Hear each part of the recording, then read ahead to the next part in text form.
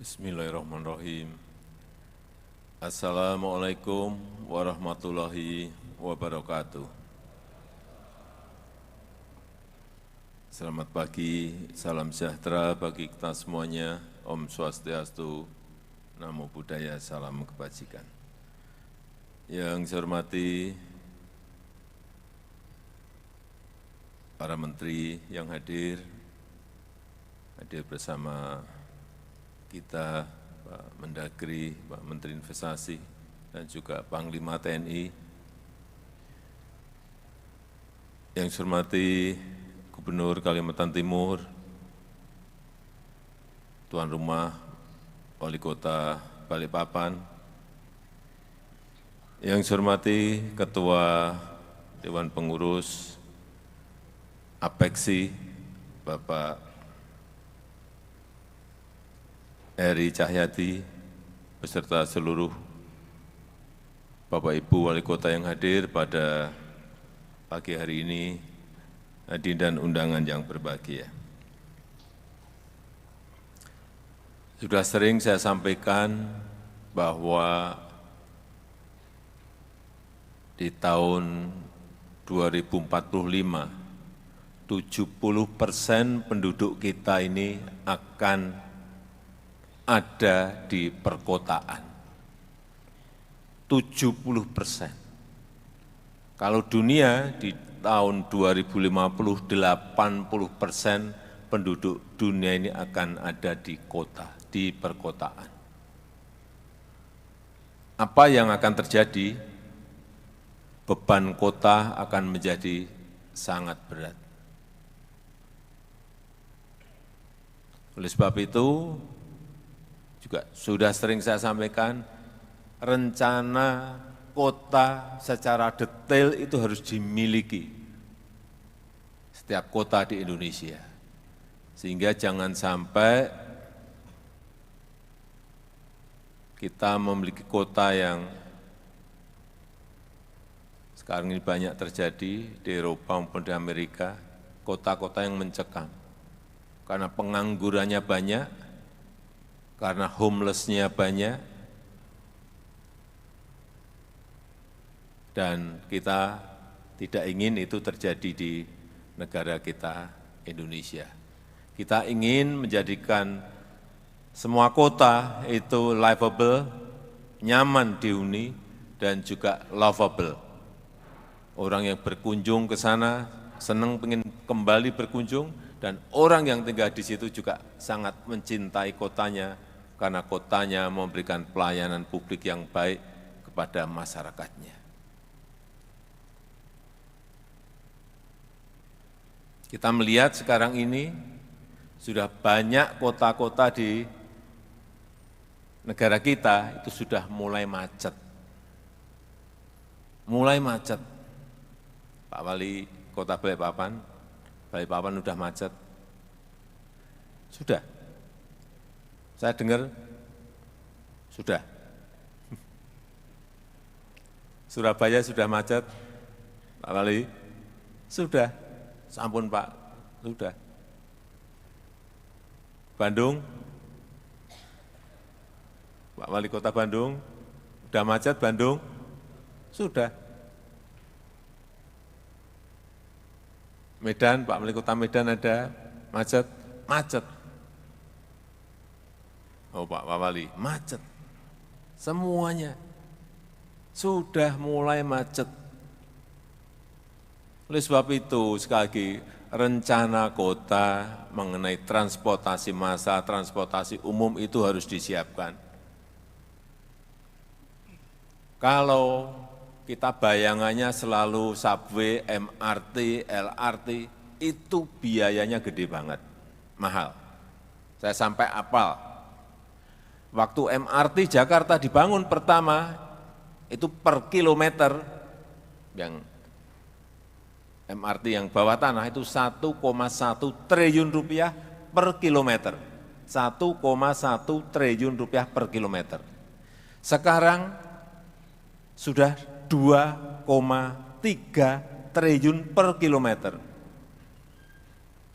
Tolong tunjuk jari. kota mana yang siap membangun MRT dengan APBD-nya. 1 kilometer 2,3 triliun.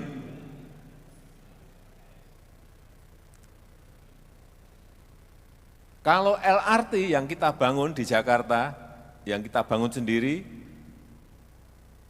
dengan gerbong yang kita buat di Inka, itu kurang lebih 600 miliar per kilometer. Siapa yang sanggup? Ada kota yang APBD-nya sanggup? Tunjuk jari. Saya beri sepeda. Enggak ada yang mampu. Apalagi kereta cepat. Kereta cepat itu juga justru lebih murah dari yang subway. Kereta cepat itu 780 miliar per kilometernya. Oleh sebab itu sekarang ada barang baru yang namanya ART, Autonomous Rapid Transit. Tidak pakai rel, tapi pakai magnet. Bisa 3 gerbong, 2 gerbong, 3 gerbong, atau 1 gerbong. Nah ini jauh lebih murah. Nanti kalau ada yang APBD-nya memiliki kemampuan, tolong berhubungan dengan Pak Menteri Perhubungan. Bisa bagi-bagi 50-50, APBD 50%, APBN 50% misalnya. Karena kalau tidak,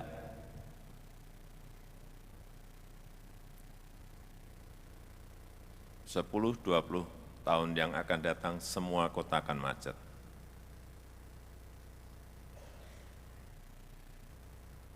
Enggak percaya, kita lihat nanti. Kalau enggak, kota-kota siap dan menyiapkan diri mengenai transportasi massalnya.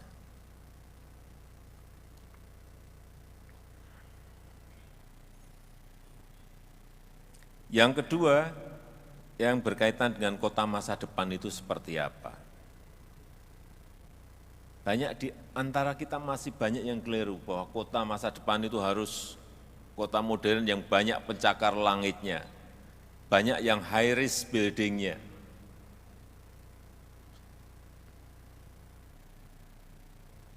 Menurut saya, dan sekarang ini sudah mulai ada sebuah paradigma baru. Kota yang baik adalah kota yang ramah pejalan kaki. Kota yang baik adalah kota yang ramah terhadap penyandang disabilitas. Kota yang ramah terhadap pesepeda. Kota yang ramah terhadap anak dan perempuan. Konsepnya kira-kira itu. Kota yang ramah terhadap lingkungan. Artinya apa? Kota ini memang harus green, harus smart, dan harus friendly.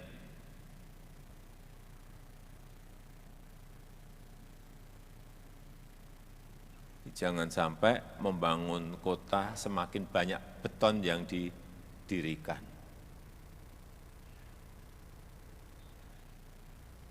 Ada trotoar, semua paving block semuanya.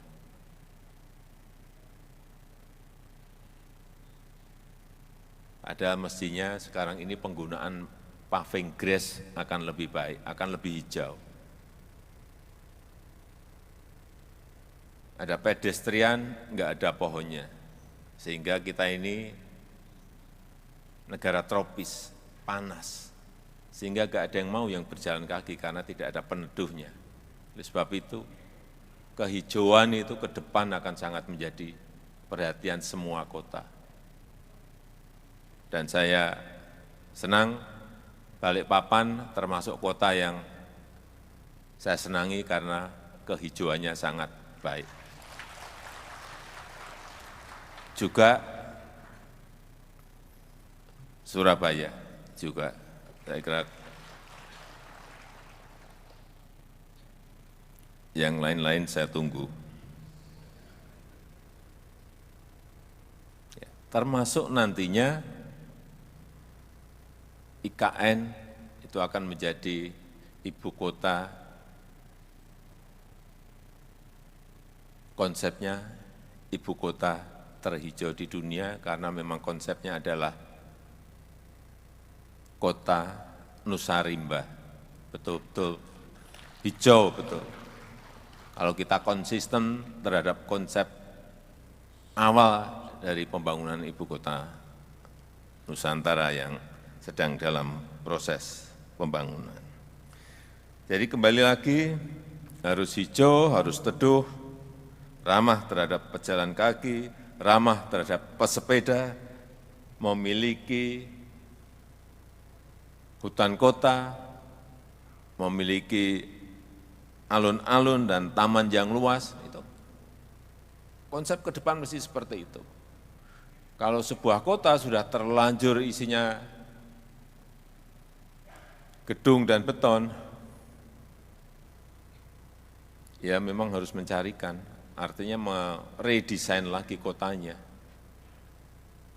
Mungkin memangkas beberapa gedung, dibeli, dipangkas, kemudian dijadikan taman kota. Tidak ada jalan lain kalau sudah terlanjur.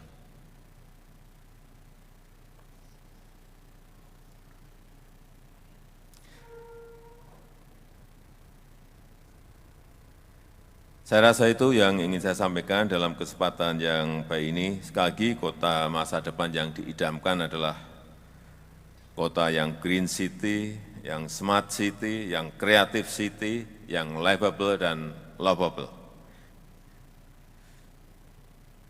Dan dengan mengucap Bismillahirrahmanirrahim, pada pagi hari ini secara resmi saya buka rapat kerja nasional Rakernas Asosiasi Pemerintah Kota Seluruh Indonesia APEKSI ke-17 di Balikpapan tahun 2024. Terima kasih. Wassalamualaikum warahmatullahi wabarakatuh. Mohon berkenan Presiden Republik Indonesia untuk tetap berada di atas panggung. Mohon dapat mendampingi Menteri Dalam Negeri, Menteri Investasi, Panglima TNI, PJ Gubernur Kalimantan Timur, Ketua Dewan Pengurus APEKSI, dan Wali Kota Balikpapan.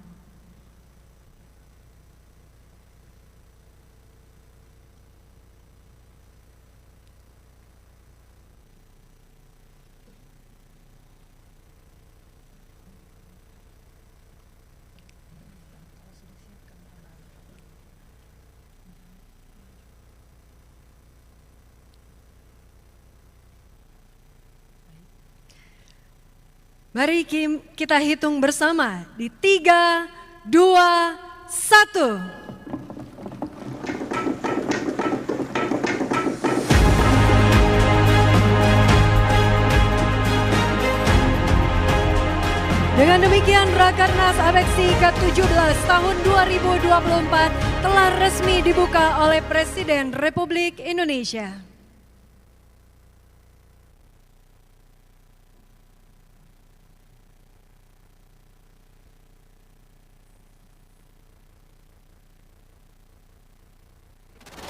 Sebagai